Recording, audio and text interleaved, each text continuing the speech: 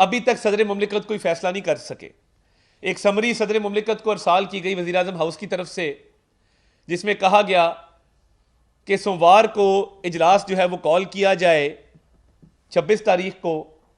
उस पर अमल दरामद नहीं हो सका और सदर साहब इजलास बुलाने से गुरेजा हैं, अपनी आइनी जिम्मेदारी निभाने से गुरेजा हैं। और देखिए, आइन के अंदर यह बात दर्ज है कि आप इजलास नहीं बुलाएंगे तो जब 21 दिन पूरे हो जाएंगे इलेक्शन को, तो उस दिन तो इजलास ऑटोमेटिकली स्पीकर कॉल कर लेगा, क्योंकि आइन के अंदर दर्ज है कि 21वें रोज कौमी असम्बली का इजलास बुलाया जाना है और वो 29 तारीख बनती है। और जब आप 29 तारीख को देखेंगे कि इंशाअल्लाह ताला इजलास होगा, हम तमाम मेंबरान कौमी असम्बली के नोटिफिकेशन हो चुके, रिजर्व सीट पे खवातीन के नोटिफिकेशन हो चुके, माइनॉरिटीज़ की सीट्स पे माइनॉरिटी मेंबरान के नोटिफिकेशन हो चुके। तो सदर साहब सिर्फ और सिर्फ जमहूरियत को नुकसान पहुंचाने के लिए वो पीटीआई के वर्कर बने हुए हैं। वो गौहर खान से मुलाकातें करते हैं, वो पीटीआई के अरकान को ऐवान सदर बुलाते हैं और ऐवान सदर इस वक्त साजिशों का एक गढ़ बना हुआ है। यानी जब दिल करता है तो कहते हैं मैंने जेल में मुलाकात करनी है इमरान न्याजी से, जब दिल करता है रियासत मुखालिफ बयानिए को परवान चढ़ाते हैं और चढ़ाते रहे हैं। और मेरी समझ से बाहर है कि आपने ऐवान सदर में रह के जो आपके बेटे अवाब अलवी ने एक अमेरिका की भारतीय नजात लोगों की जो एक डेंटिस्ट्री की फर्म थी उसके साथ जो एमओयू किया, आप बतौर सदर उसमें शरीक रहे। ये मैंने मीडिया के अपने भाइयों से शेयर किया, वो इमेज अगर आप साइड स्क्रीन पे भी चलवा दें कि ये आपने जो 700 करोड़ का एमओयू किया और 700 करोड़ बटोरे उन भारतीय नजात अमरीकियों से जिनके साथ ये एमओयू साइन किया गया था, आप बतौर सदर आपका क्या ये आपको जेब देता था? क्या आपका जो मनसब है, आपका जो ओहदा है, ये इस बात की इजाजत देता है कि आप अपने बेटे के कारोबार को फरोग देने के लिए एक एमओयू साइन करवाएं? और वो निजी नौयत का एमओयू गवर्नर हाउस कराची में साइन हुआ। डॉक्टर अवाब अलवी जो खुद डेंटिस्ट हैं, वो 700 करोड़ का एक एमओयू करते हैं ब्रिंगिंग स्माइल्स के नाम से एक कंपनी के साथ, और आरिफ अलवी बतौर सदर मुमलिकत उस एमओयू की दस्तखत करने वाली जो साइनिंग सेरेमनी थी उसमें मौजूद थे। आपने अपने ओहदे का गलत इस्तेमाल किया, आपने अपने इख्तियारात का नाजायज इस्तेमाल किया,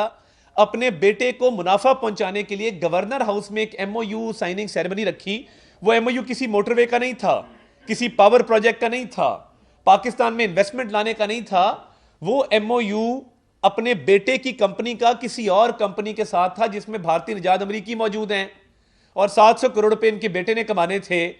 तो आरिफ अलवी साहब ने बतौर सदर मुमलिकत वहां पे उनकी मौजूदगी आप देख सकते हैं, वो तस्वीर है मौजूद है, गवर्नर हाउस का रिकॉर्ड मौजूद है कि वहां पे वो मौजूद थे। खुद आप करप्शन करें 700 करोड़ की और जमहूरियत को डीरेल करने की कोशिश करें। हम तो डेमोक्रेटिक कंसोलिडेशन की तरफ जा रहे हैं, हम तो चाहते हैं कि जमहूरियत इस मुल्क में मुस्तहकम हो, इस मुल्क की मईशत को इस्तेहकाम जो है वो मिले और इस मुल्क में इन्वेस्टमेंट आए, गुर्बत कम हो, बेरोजगारी कम हो। और सदर साहब वहां बैठे साजिशें कर रहे हैं, और ना सिर्फ साजिशें कर रहे हैं बल्कि डे वन से जब भी उनको मौका मिला है, कोई अहम अपॉइंटमेंट्स का मामला हो, वो उठ के भाग के जो है वो जमान पार्क जाते हैं। कोई और मामला हो तो वो कहते हैं मैंने जेल में मुलाकात करनी है। और ये देखिए, इनके असासे आप चेक कर सकते हैं। मैंने जो एफबीआर से डेटा हासिल किया है, सदर साहब के जो कुल असासे हैं, अगर आप उनकी मालियत चेक करें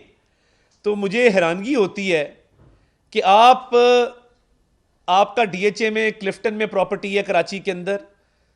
आपकी जो कुल असासे आपने डिक्लेयर किए हैं वो 4 करोड़ 36 लाख रुपए आपने डिक्लेयर किए हुए हैं, जबकि मार्केट वैल्यू 14 करोड़ से भी तजावज कर चुकी है, 14 करोड़ से ऊपर की वैल्यू है। तो ये बाकी जो फर्क आ रहा है ये आपने डिक्लेयर क्यों नहीं किया? आपके असासा जात के अंदर अनोमलीज मौजूद हैं। फिर इन्होंने ऐवान सदर के अंदर एक आदिल अंसारी नामी आदमी मीडिया कोऑर्डिनेटर रखा, जो एक सियासी जमात का रुकन है और जो रियासत मुखालिफ बयानियां बनाता रहा है। और इन्होंने फ़लस्तीन के मामले पे सदर मुमलिकत, सदर पाकिस्तान ने, जो हमने 2 स्टेट थियोरी जिसको हम सपोर्ट करते हैं कि फ़लस्तीनियों का एक अलहदा और ख़ुद मुख्तार एक खित्ता हो, उस हवाले से भी इन्होंने सोशल मीडिया पे कैंपेन चलवाई और उस नज़रिए को सपोर्ट नहीं किया। और मैं ये समझता हूं कि जब आप फ़लस्तीन के मामले पे आपने पाकिस्तान को शर्मिंदा किया, आपने पूरी इस्लामी दुनिया को शर्मिंदा किया, बतौर सदर के आपको ज़ेब देता था कि आप इस तरह का काम करते कि फ़लस्तीन के मामले के ऊपर आप फ़लस्तीनियों के हक में बात करने की बजाय फ़लस्तीनियों के खिलाफ चल पड़े। आपने फ़लस्तीन मुखालिफ बयानिया चलाया। बेटा आपका करप्शन करे, ओहदे का नाजायज़ इस्तेमाल आप करें, अपने बेटे की इन्वेस्टमेंट बढ़वाने के लिए सरकारी वसाइल का इस्तेमाल करें, भारतीय निजात अमरीकियों के साथ MOU साइन करें, और उसके बाद आप कहें कि जी मैंने कौमी असम्बली का इजलास नहीं बुलाना। जमहूरियत चलेगी इंशाअल्लाह ताला, जमहूरियत मुस्तहकम होगी, मईशत भी मुस्तहकम होगी इस मुल्क में, गरीब अवाम के मसाइल भी हल होंगे इंशाअल्लाह ताला। आप जो काम कर रहे हैं, आप तो प्रोविजनल सदर हैं, आप तो एक केयर टेकर सदर के तौर पे बैठे हैं, आपकी तो मदद खत्म हुए भी महीने हो चुके हैं,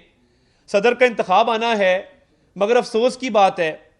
कि आप एक सियासी कारकुन बन के रहे, एक सियासी जमात के रुकन बन के रहे, सदर के दफ्तर को, ऐवान सदर को बेतौकीर किया, उसको साजिशों का गढ़ बनाया।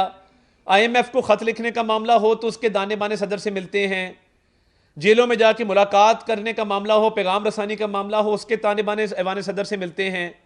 आपके बेटे की करप्शन हो उसके ताने बाने आपसे मिलते हैं, आप खुद मौजूद होते हैं, असासाजात का मामला हो उसके ताने बाने आपसे मिलते हैं। तो देखिए, कौमी असम्बली का इजलास तो हो जाएगा 29 तारीख को इंशाअल्लाह ताला, कौमी असम्बली के मेंबरान का हल्फ भी हो जाएगा। मगर आप तारीख में कैसे सदर के तौर पे जाने जाएंगे कि जिसने अपने उहदे का नाजायज़ इस्तेमाल किया, जिसने जमहूरियत को नुकसान पहुंचाने की कोशिश की, और जिसने ऐवान सदर में रहते हुए सियासत को फ़रोग दिया, साजिशों को फ़रोग दिया और जमहूरियत को नुकसान पहुंचाकर अपनी सियासी जमात के बयानिए को परवान चढ़ाने की कोशिश की। बहुत शुक्रिया। अच्छा, ये आपने जो फरमाया है कि 700 करोड़ वाला जो मामला है, इसके ऊपर बैसियत जमात नून जो है वो क्या करने जा रही है, अदालत में जाएगी या किसी इन्वेस्टिगेशन एजेंसी के पास दरखास्त देगी? देखिए, मैं ये समझता हूँ कि सदर मुमलिकत जो कि अब केयर टेकर सदर मुमलिकत है कई माह से, इनके खिलाफ मुकम्मल तहकीकात होनी चाहिए, मुकम्मल कानूनी कार्रवाई अमल में लाई जानी चाहिए, और जो इन्होंने ओहदे का नाजायज़ और गलत इस्तेमाल किया है उस पर बाकायदा एक तहकीकाती कमेटी बनाई जाए। और मैं ऐवान पे इस पर बात करूँगा, कौमी असम्बली के ऐवान में इस मामले को उठाऊँगा और स्पीकर को भी रिक्वेस्ट करूँगा कि वो इस मामले पे एक कमेटी तश्कील दें, पार्लियामेंट्री कमेटी, और वो आगे किसी तहकीकाती इदारे के ज़िम्मे करे कि ब्रिंगिंग स्माइल्स के नाम से जो कंपनी बनी और ये जो सारी साजबाज हुई, मिली भगत हुई, तो इस पर तहकीकात इंशाअल्लाह ताला मैं खुद ऐवान के अंदर इस मामले को उठाऊँगा जी। थैंक यू जी, बहुत शुक्रिया।